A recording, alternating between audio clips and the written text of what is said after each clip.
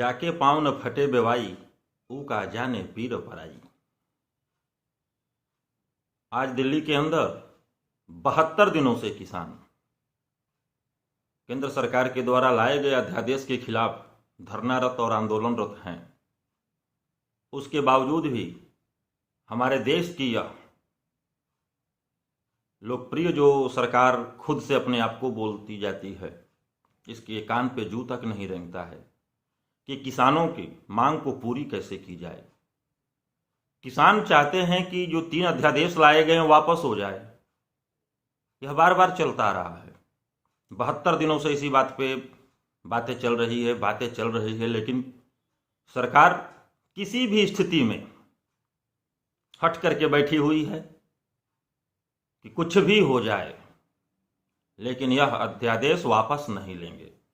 जो कि इसे कहा जाए तो ये सरकार का हठधर्मी रवैया होता है।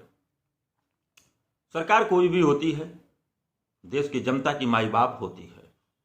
अगर किसी की कोई समस्या होती है तो अपने माई बाप के पास ही जाएगा, अपने माई बाप से ही बोलना चाहेगा। अगर बोल रहा है किसान, तो इस पर सरकार को दिक्कत क्या है? यह अड़ियलपन, हठधर्मिता सरकार की स्पष्ट करती जा रही है कि कहीं ना कहीं यह बिल वास्तव में किसान के हित में न होकर पूंजीपतियों के हित में ही है। अगर यह पूंजीपतियों के हित में नहीं होता तो कब का यह बिल वापस हो चुका होता, यह अध्यादेश वापस आ चुका होता।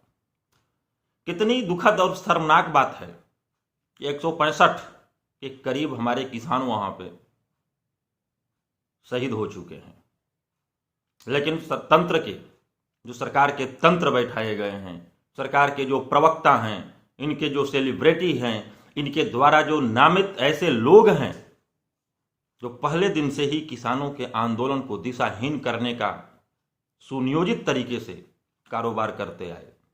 कभी हम किसानों को खालिस्तानी बोला जाता रहा, कभी किसानों को सर्जिल इमाम का सपोर्टर बोला जाता रहा, तो कभी देशद्रोही बोला जाता रहा, और एक अच्छा आवाम इस किसान आंदोलन को कुचलने के कुचक्र भी रचता रहा, जिसका कि एक अच्छा समर्थन भी मिलता रहा। मैं ये नहीं कहता हूं कि जो समर्थन कर रहे हैं सरकार के दोषारोपण का वो हमारे साथ आ जाएं, मैं ये नहीं कहता, लेकिन मैं उनसे जरूर पूछना चाहूंगा कि आप जिस भक्ति के साथ कि बिना कुछ जाने बिना कुछ समझे किसान को गलत बोल रहे हैं, थोड़ा एक बार आप केंद्र सरकार को गलत बोल कर देखिए। सबसे पहले आप भी देशद्रोही की श्रेणी में आ जाएंगे। ऐसा कदापि नहीं हो सकता कि किसान कभी देश के बारे में गलत सोचे, संविधान में आस्था न रखे। हमेशा किसान आजादी की लड़ाई से लेकर अब तक का इतिहास रहा है कि जितना योगदान देश की आजादी से लेकर अब तक की अर्थव्यवस्था को मजबूत करने में किसान और किसान परिवार का रहा है, किसी भी समाज का नहीं रहा है। उसके बावजूद भी आज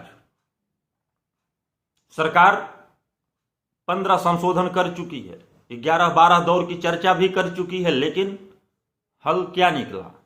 कुछ भी नहीं। इसका वजह यह नहीं है कि किसान हल निकलवाना नहीं चाहते हैं। किसान अपना सब कुछ छोड़कर जाकर वहां पर सरकार के द्वारा जो किलाबंदी हो गई है उस किलाबंदी के अंदर बैठे हुए हैं, अपना सब कुछ छोड़कर।